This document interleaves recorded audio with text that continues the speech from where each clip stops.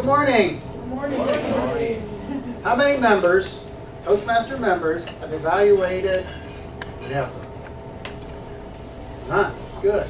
Well, you're not a member. No, okay. Toastmaster members that have never evaluated. Oh, that never given evaluation? Never given one. Oh, given one, sorry. How many Toastmaster members have evaluated more than 10 times? Wow. How many more than 25? Look, you guys don't need me.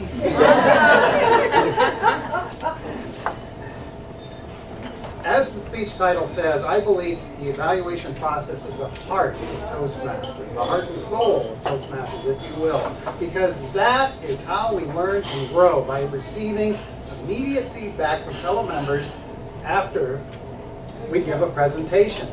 I'm going to talk to you in the next 15 minutes or so about how to evaluate effectively and what to look for when you are evaluating speeches.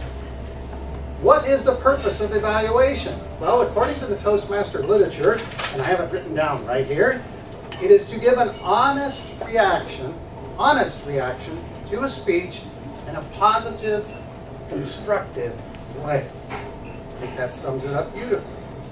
What is the evaluator's attitude? Your attitude should be one of motivator. You want to motivate your speaker, inspire your speaker, enthuse your speaker, and you're a facilitator. You want to help that speaker take the next step. Help them to improve in the next speech or speeches that they're going to give. An evaluator is not a critic. You're not here to criticize the speaker. There's a difference between being critical and helping somebody to improve, and hopefully you will see that as I move on. Before the meeting begins, you're assigned to evaluate a speaker. Before the meeting, I highly recommend you speak to your assigned speaker. Talk to them. What are they going to try to achieve in their project? What do they want you to look for in their speech? So have a little talk with your speaker so you can be prepared. Sometimes they'll say, well, you know, I have a problem with vocal variety, so please check me on that in my speech. Now, the speech may be a project dealing with something other than that, but if that's an important aspect, then you might want to pay attention to that in your speech.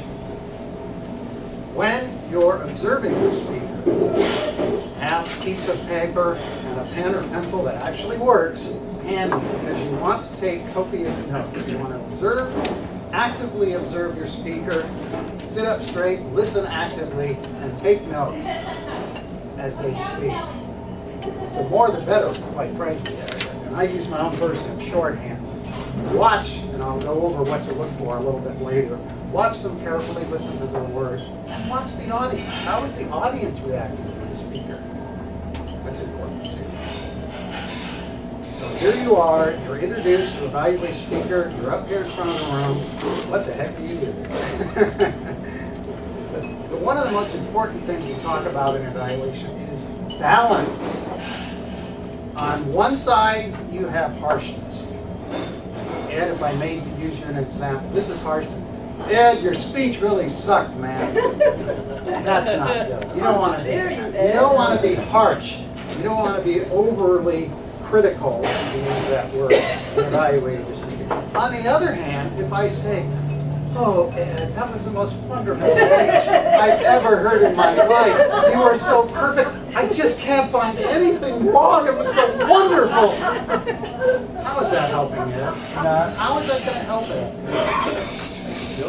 And I know what some of you are thinking. You're thinking, well, gee, sometimes I just can't find any fault with the speech. Well, I'll go over that a little bit later. It's not always about finding fault.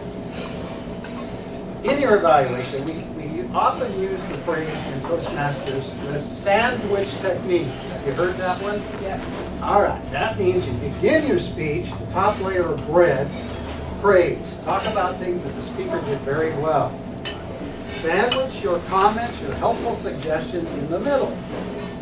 Ed, I think in your speech, next time you might want to try this. Your suggestions go in the middle, and then finish by offering praise. Ed, I thought you did a terrific job with this, that, and the other, and offer them words of encouragement in your closing for their next speech. So sandwich your comments or helpful suggestions in the middle of the praise of your speech. Focus upon the speaker. Something I see, actually I'm supposed to go 11, 13, 15. Something I see often is, I lost myself. People talk about themselves. The speaker is your goal and is an evaluator. You're not up here to talk about what you did yesterday. You're not here to talk about yourself. Try to not even use that word I, me. Focus on your speaker, what they're doing, not on yourself and what you're doing. Eye contact. Fellow Toastmasters, I'm beginning an evaluation. Fellow Toastmasters, most welcome guests, and especially you, Ed. I'm evaluating Ed, so I'm going to talk to Ed through the entire speech. No, you're